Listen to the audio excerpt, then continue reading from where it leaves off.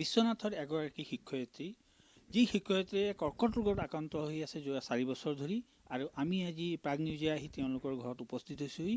যোৱা 4 বছৰে তেওঁ বিভিন্ন জনৰ সহায়ৰ যোগেদি তেওঁ এই কৰ্কট ৰোগৰ চিকিৎসা কৰাই আছে, আৰু বৰ্তমানো তেওঁ কেম'থেৰাপি দি আছে। আৰু আমি তেওঁৰ ওচৰৰ পৰাই জানিব বিচাৰোঁ তেওঁ কি কয়, তেওঁৰ মুখেৰে কি ক'ব। যোৱা 4 বছৰৰ পৰা আপোনাৰ এই দুৰাৰোগ্যত আক্ৰান্ত হৈ আছে, আপুনি এখন প্ৰাইভেট স্কুলত চাকৰিও কৰে, কি ক'ব, কেনেধৰণে আপুনি এই সম্ভৱ হৈছে? এই সম্ভৱ আচলতে আমাৰতো আৰ্থিক অৱস্থা একেবাৰে শোচনীয়। মোৰ স্বামী ঘৰুৱা শিক্ষক এজন, আৰু মই ব্যক্তিগত এখন বিদ্যালয়ত শিক্ষকতা কৰি আছিলোঁ। বৰ্তমান সেই শিক্ষকতাৰ পৰাও এতিয়া মই জিৰণি লৈ আছোঁ, আৰু বহুত সমস্যাত পৰিছোঁ। বহুজনৰ সহায় সাৰথিৰ কাৰণে আচলতে এই 4 বছৰ মই জীৱনৰ লগত যুঁজ দি থাকিব পাৰিছোঁ। আৰু এই যুঁজ দিবলৈ যাওঁতে মই বহুতখিনি সমস্যাৰ সন্মুখীন হৈছোঁ। হয়তো সকলোৱে জানে এটা কৰ্কট ৰোগৰ কাৰণে কিমানখিনি কি কৰিবলগীয়া হয়। টেষ্টৰ পৰা ধৰি মেডিচিনৰ পৰা ধৰি গোটেইখিনি সৰ্বস্ব আমাৰ কাৰণে তাৰমানে বহুত কঠিন হৈ পৰিছে। বিভিন্নজনে বিভিন্ন দিশেদি সহায় সাৰথি কৰিছে যদিও সেইখিনিয়ে যথেষ্ট হোৱা নাই। আৰু চৰকাৰৰ পৰা কিবা সাহায্য পাইছে? হয়, চৰকাৰৰ ফালৰ পৰা পাইছোঁ। মোৰ অটল অমৃত অভিযানৰ কাৰ্ড আছে, কিন্তু কাৰ্ডৰ পৰা বছৰত আমি 2 লাখ টকা পাওঁ মাত্ৰ। আৰু সেই কাৰ্ডৰ পৰা এটাই উল্লেখনীয় কথা যে কাৰ্ডৰ পৰা আমি অকল কেম'থেৰাপিটোহে ল'ব পাৰোঁ। তাৰ বাহিৰে মেডিচিন হওক বা মোৰ টেষ্ট যিখিনি কৰিব লাগে, টেষ্টটো কৰিয়ে থাকিব লাগে। অহা যোৱা খৰচ, থকা, এই সকলোখিনি খৰচ, যিমানখিনি খৰচ হয় এই সকলোখিনি খৰচ মোৰ কাৰণে মানে বহুত সমস্যা হৈ পৰিছে।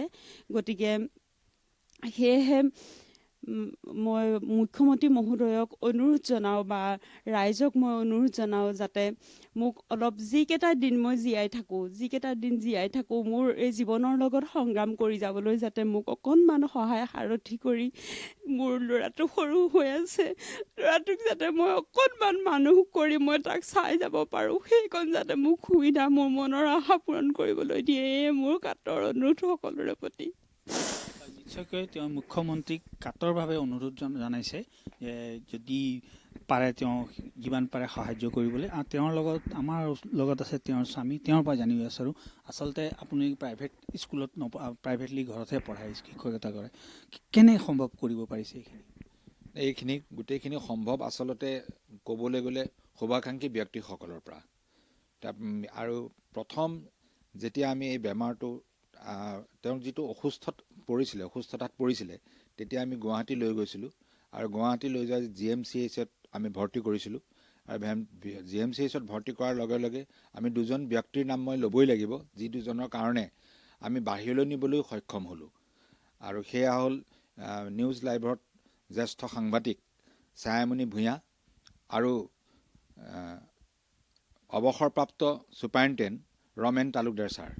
এই 2গৰাকী ব্যক্তিৰ কাৰণে আমি বাহিৰলৈ নিবলৈ সম্ভৱ হ'লোঁ। আৰু বোম্বেৰ কোকিলাবেনৰ নিচিনা এখন হস্পিটেলত আমি এইটো ট্ৰিটমেণ্ট কৰাইছিলোঁ, আৰু অপাৰেশ্যনো আমি তাতে কৰাইছোঁ। আৰু এইটো সম্ভৱ হৈছে ৰমেন তালুকদাৰ আৰু ছায়ামণি ভূঞাৰ কাৰণে। এই 2গৰাকীৰ তাত যথেষ্ট চিনাকি আছে, তেখেতসকলে অলপ ফোন কৰি দিছে, আৰু আমাক আৰ্থিকভাৱে যথেষ্ট তেওঁলোকে আমাক কোকিলাবেন হস্পিটেলত সহায় কৰিছে। সেইকাৰণে এইটো 4 বছৰ হৈ গ'ল, 4 বছৰ আপোনালোকে ট্ৰিটমেণ্ট কৰি আছে নহয়, এতিয়া কি জনাব আহ্বান ৰাইজক বা মুখ্যমন্ত্ৰী বা স্বাস্থ্যমন্ত্ৰী? এতিয়া মানে কি, আমি 4 বছৰটো ট্ৰিটমেণ্ট কৰিছোঁ। প্ৰতি বছৰে 3বাৰ 2বাৰ চেকআপ কৰাৰ পাছতে পুনৰ ৰিভাইভ হৈ যায়। ৰিভাইভ হৈ যোৱাৰ কাৰণে আমাৰ টকাটো যথেষ্ট খৰচ হৈ গৈছে, আৰু অটল অমৃতে যথেষ্ট সহায় কৰিছে। কিন্তু সেইটো কেইটামান কেমো দিয়াৰ লগে লগেই অটল অমৃতৰ পইচা 2 লাখ টকাটো শেষ হৈ যায়। সেইকাৰণে আমি যথেষ্ট অসুবিধা পাইছোঁ। আৰু কেইবাবাৰো আমি আবেদন জনাইছোঁ ৰাইজক, শুভাকাংক্ষী ব্যক্তি, বন্ধু বান্ধৱ, মোৰ পৰিবাৰৰ বন্ধু, মোৰ ল'ৰাৰ বন্ধু, এইসকলে আৰু মিতিৰ কুটুমে যথেষ্ট সহায় কৰিছে। আৰু সেই সহায় কৰি ইমান দিন চলি আছোঁ। আৰু লকডাউনৰ যি 2 বছৰ আমাৰ পাৰ হৈ, এই 2টা বছৰতেই আমি কেমো ল'বলগীয়া হৈছে, এওঁক কেমো দিবলগীয়া হৈছে। সেইকাৰণে আমি কি হৈছে, কেমৰ খৰচটো যদিও অটল অমৃতে কাভাৰ কৰে, কিন্তু বাকী আনুষংগিক খৰচ যেনে ব্লাড টেষ্ট বা অহা যোৱা খৰচ, ঔষধ কিনা, অহা যোৱাত খৰচত আমাৰ যথেষ্ট টকা গৈছে, যিহেতু 2টা বছৰ লকডাউনত পৰি গৈছে। গতিকে এই গোটেই সমস্যাটো আমি এতিয়া এনেকুৱা ধৰণে ভুগিছোঁ যে মই পৰৱৰ্তী সময়ৰ কাৰণে তেওঁক ট্ৰিটমেণ্টৰ কাৰণে আগবঢ়াই লৈ যাব পাৰিম নে নাই সেইটো অসম্ভৱ হৈ পৰিছে। গতিকে মই মুখ্যমন্ত্ৰীক সমন্বিতে মই আমাৰ সুহৃদয় ব্যক্তিসকলকো বা শুভাকাংক্ষী ব্যক্তিসকলকো অনুৰোধ জনাওঁ যাতে পৰৱৰ্তী সময়খিনিৰ কাৰণে অলপ যদি আপোনালোকে সহায় কৰে, তেন্তে মই পৰিবাৰক তেওঁ কোৱাৰ দৰে পুত্ৰটোক তেওঁ এজন ভাল মানুহ থিয় দিব পৰা হোৱালৈকে যাতে চাই যাব পাৰে, সেইটো যাতে মোৰ পৰিবাৰক মানে সুস্থ কৰি তোলাত সহায় কৰে, সেইকাৰণে মই অনুৰোধ জনাইছোঁ।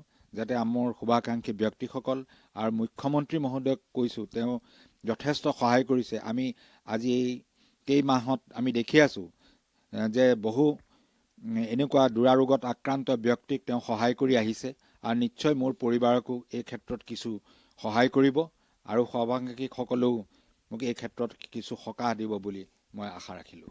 নিশ্চয়কৈ তেওঁ আশা কৰিছে যে মুখ্যমন্ত্ৰী মহোদয়ে তেওঁলোকক সহায় কৰিব। আৰু আমাৰ লগত আছে এই পৰিয়ালৰে এজন সদস্য, তেওঁ এই পৰিয়ালক বহুত সহায় সহযোগিতা আগবঢ়াইছে। এজন শিক্ষক, এজন তেওঁৰ পৰা জানিব বিচাৰিম, কি ক'ব? আপুনিও এখেতক বহুত সহায় সহযোগিতা আগবঢ়াইছে, কি আহ্বান জনাব? আচলতে মোৰ সম্বন্ধত মামাৰ ছোৱালী দেৱযানী ভূঞা আৰু যতীন শৰ্মা তেওঁ হাজবেণ্ড, যথেষ্ট কঠোৰ পৰিশ্ৰম কৰে তেওঁলোকে। এখন ইয়াতে শংকৰদেৱ শিশু বিদ্যা নিকেতন তেওঁ শিক্ষয়িত্ৰী, আৰু সকলো ল'ৰা ছোৱালীয়ে ভাল পায় তেওঁক, আৰু সুন্দৰভাৱেই চলি আছিলে। কিন্তু যোৱা 5 বছৰৰ পৰা 4 বছৰ, প্ৰায় 4 বছৰ তেওঁ অসুস্থ হৈ পৰিছে।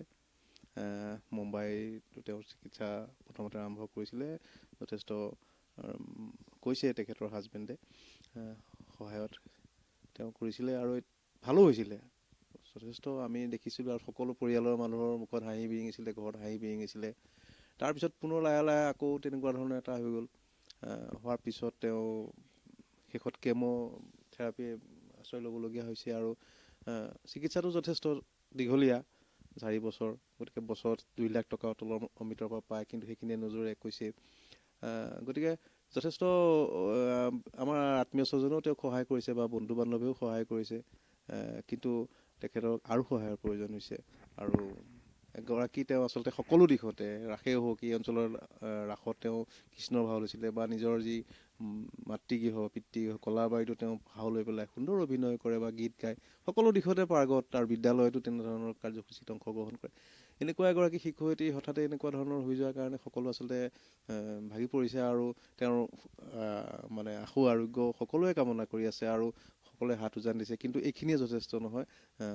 মই ভাবোঁ যে আমাৰ অসম চৰকাৰৰ মাননীয় মুখ্যমন্ত্ৰীয়ে হওক বা অন্যান্য মন্ত্ৰীসকল, বা সকলোকে অনুৰোধ জনাইছোঁ, স্বাস্থ্যমন্ত্ৰীকো অনুৰোধ জনাইছোঁ, বা আমি সকলোকে অনুৰোধ জনাইছোঁ যাতে আমাৰ যি দেৱযানীৰ মুখত হাঁহি বিৰিঙে বা পৰিয়ালটোৰ মুখত হাঁহি বিৰিঙে, গতিকে সকলোৱে যাতে সহায় কৰে, মোৰ এই আহ্বান।